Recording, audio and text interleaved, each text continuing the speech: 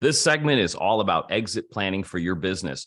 Welcome to the program. I'm Mark Imperial, and this segment's brought to you by booksgrowbusiness.com. It's the place where busy professionals get their books done and published to lead their fields, educate consumers, and to leave a legacy.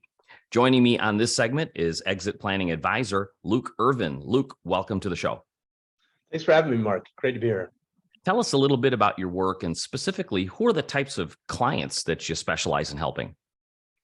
Sure. So I am a financial advisor here at UBS Wealth Management here in the San Diego area, and I work with a select group of entrepreneurs and business owners, helping them with their personal planning and some corporate services for their business.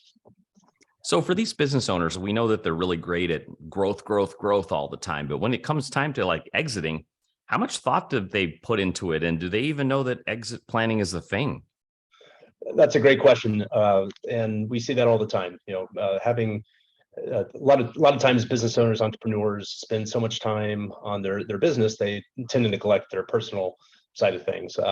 So really, what the business owner does, we do spend an inordinate amount of time trying to discuss the importance of an exit. Every business owner will exit at some point. What we try to do is make sure that it's on their terms and have it be an outcome that is appropriate to meet their financial needs, personal financial needs. For many business owners, what's the preconceived notion when it comes time to selling their business? Are they just kind of like treating it like selling a house? And what's the danger in that? The danger is that if they haven't taken the time to qualitatively and quantitatively envision what they want that exit to look like, they could end up having a less desirable outcome. Maybe the price is too low. Maybe they sell it to a strategic partner or a financial buyer like private equity that they might not want it, who might make a lot of changes and disrupt the employee base and things like that. So it is something that they need to give a lot of thought to. Oftentimes, if they don't do the personal planning for the exit, they could get the dollar amount they envision, but when after our good friend, the IRS gets their hands on it, it can be quite a bit less than they anticipated. So when's the right time to start exit planning? When's the best time?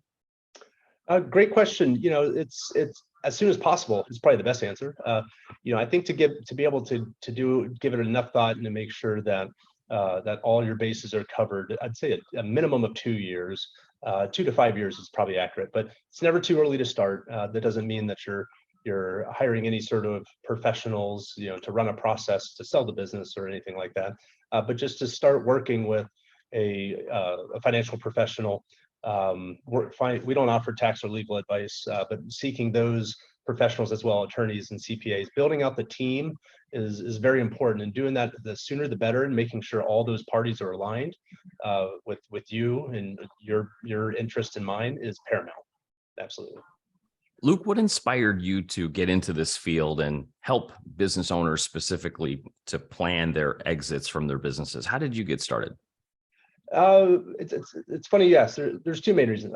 First of all, I feel like it's a very underserved community in our line of work. I'm in the wealth management channel. I'm a financial advisor. Okay.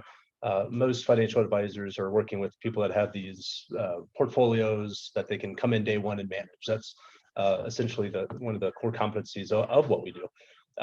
Business owners, oftentimes, the majority of their assets, if not all their assets, can be in their business, right? So it's long been an underserved community, and that's one reason. I felt like there's a tremendous need for these folks to get good advice. The second thing is just my admiration for entrepreneurs and business owners. You think about some of the great minds or people or in our country's histories, a lot of those have been entrepreneurs. The Henry Fords of the world, and the Rockefellers, Carnegies, the Edisons, the Steve Jobs in more current times.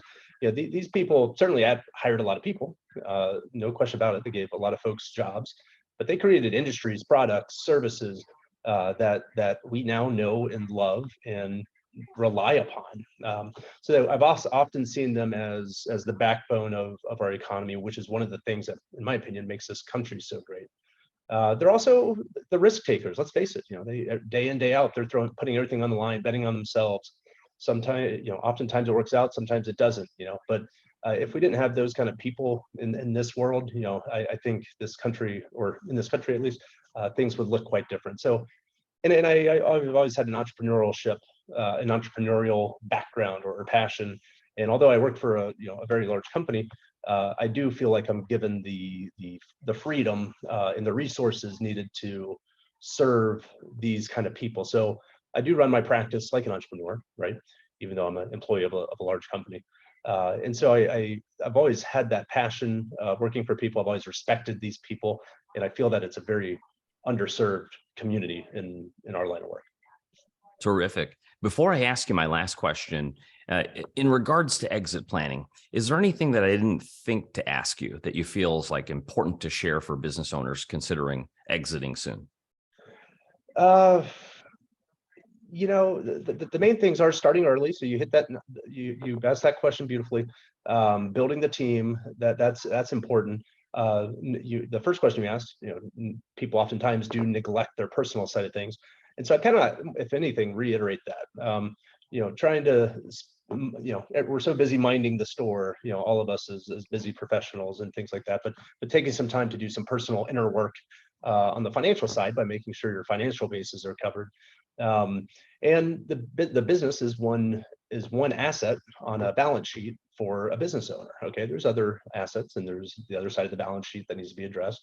We need to be mindful of best case, worst case scenarios, and protection and risk mitigation and all the tax and legal, all these things on the personal side of things. So not that you missed anything. I think you hit the nail on the head for sure. But I'd really want to emphasize that point. Don't neglect, don't be so wrapped up in working in the business that you're not working on yourself and your family on the personal side of things. And there could be, symbiosis there.